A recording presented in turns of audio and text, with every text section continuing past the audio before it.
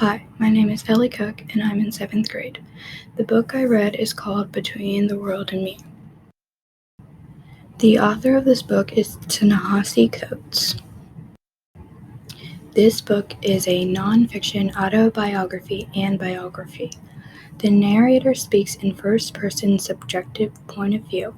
The book is a memoir written as a letter. So the author is the narrator, and he shares his complete thoughts and feelings. The central conflict of this book is when Coates struggles to understand how to live freely within his black body while residing in a country that enslaved his ancestors and continues to oppress black citizens. The protagonist in the story is Ta-Nehisi Coates, and the antagonist in the story is whites, dreamers, and racist people.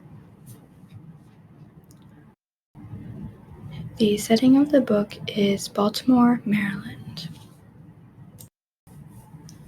One of the characters of this book is Ta-Nehisi Coates, a journalist, activist, intellectual, and the author of this book. Coates grew up in the ghettos of Baltimore, attended Howard University, and became a writer for multiple publications.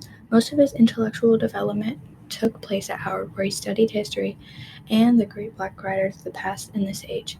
He is deeply concerned with his son growing up in America that devalues and destroys black bodies, and ultimately concludes that there is not much hope of white America addressing this. All Samori can really do is struggle and live a life of meaning. Kenyatta Matthews, Coates' wife, and the mother of his son Samori. Kenyatta grew up in a well-to-do household, but like Coates, did not know her father. Coates meets Kenyatta at Howard, and they begin dating and have Samori when they are in their early 20s.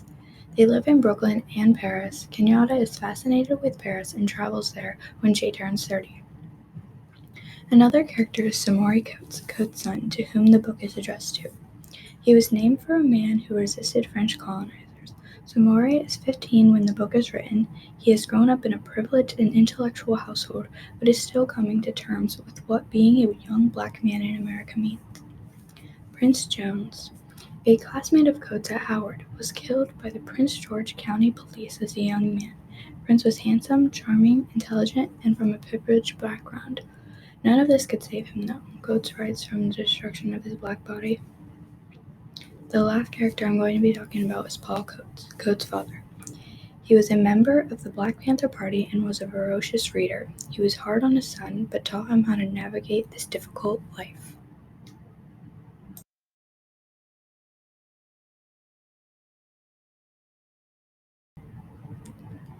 To sum this book up, I would say Between the World and Me is a letter to Ta-Nehisi Coates' 15-year-old son Samori. He weaves his personal, historical, and intellectual development onto his ruminations on how to live in a black body in America. Coates writes of his upbringing in the ghettos of Baltimore, in which he learned the codes of the street in order to survive, but never fully embraced them. To grow up black in Baltimore was usually to grow up poor and desperate. As a young man, school seemed useless to Coates, but he pursued his studies in order to attend Howard University. There he underwent an intellectual awakening, marveling at the diversity of black people at Howard and undertaking studies of black writers and black history. He learned about his own people and confronted his imperfect understanding of this history. He began to write and eventually became a journalist. While he was a student at Howard, he heard of the death of one of his classmates, Prince Jones. Prince was a handsome, charismatic, and well-to-do black man who was killed by police. Prince's death made Coates feel intensely angry, delusioned, and resentful. He saw clearly how black bodies lacked value in America and could be destroyed at random. Coates speaks to his son directly about the perils of being a young black boy, of having to be twice as good and to take responsibility for the actions of other black people, of having to know and follow the rules, of having to struggle more than everyone else. He knows his son has grown up differently than he did, and their experiences of being black are different. It pains him that he cannot help his son or make it okay. It is frustrating to always have to try harder. He ends his letter by describing his visit to the mother of Prince Jones. He hears her story and marvels at her fortitude and elegance. He also comes to realize that she suffers under the weight of knowing that her country did not care about her son, murdered her son, and forgot about her son. There is little chance, Code says, that the dreamers continue to plunder the earth as they plunder black bodies. There will be a reckoning someday, but this is not something to hope for because when the dreamers reap what they sowed, everyone else will as well. Black people must revel in their community and find joy in it because it is what they have. The struggle is hard, but it provides meaning in this life.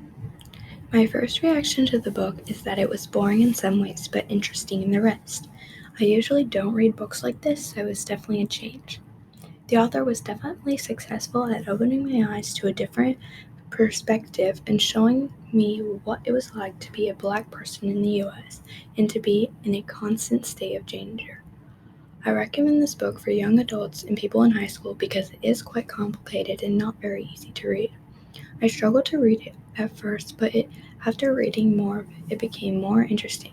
In the end, I did really like this book and would recommend this for somebody in the future.